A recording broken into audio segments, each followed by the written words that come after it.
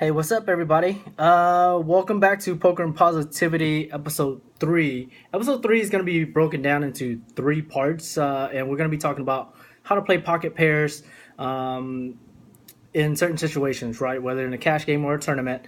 Uh, I'll break it down into three parts because there's hand ranges that you need to think about when you're playing pocket pairs, right? Either small, medium, or large pocket pairs, and some theories behind them. If you guys have been watching, there's we're doing a new episode here with the drunkendonk.com, and it's we call it we're calling it Sunday Fun Day with me exclusively. It's a free roll tournament. Free roll tournament this week is the password is Poker Life. So it's capital P Poker Life, and you just type that in on America's Card Room, and you can get in and play in the free roll. Definitely sign up to the Drunken Donk, and you'll be able to hear their podcast and the show. They do free rolls every week on Thursdays. Call it Thirsty Thursdays. Also, hey guys, I'm a financial retirement advisor specializing in life insurance. So if you guys have any questions regarding those, feel free to hit me up as well. So in this first episode, we're gonna break down pocket pairs, pocket deuces, threes, fours, and fives. Small pocket pairs are played pretty easily, right? You are essentially wanting to flop a set and break off aces, kings, queens, or any pairs higher than that.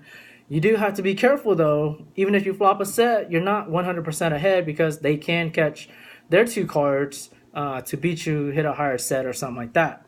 Understanding the board texture as well. If you have pocket deuces and the flop is 2 3 4, just remember that some people will play ace five suited somewhere in that range, or you're always up against an ace drawing against that wheel, right?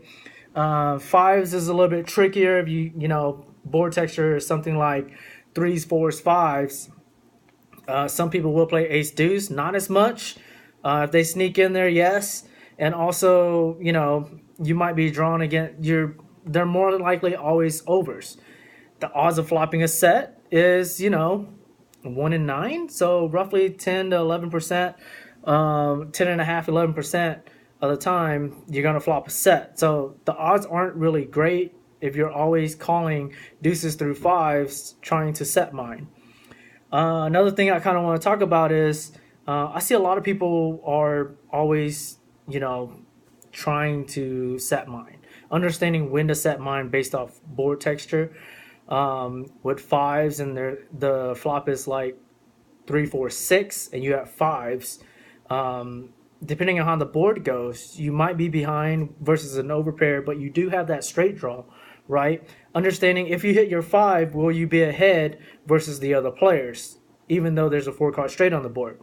That comes to you understanding your table demeanor and the player you play against.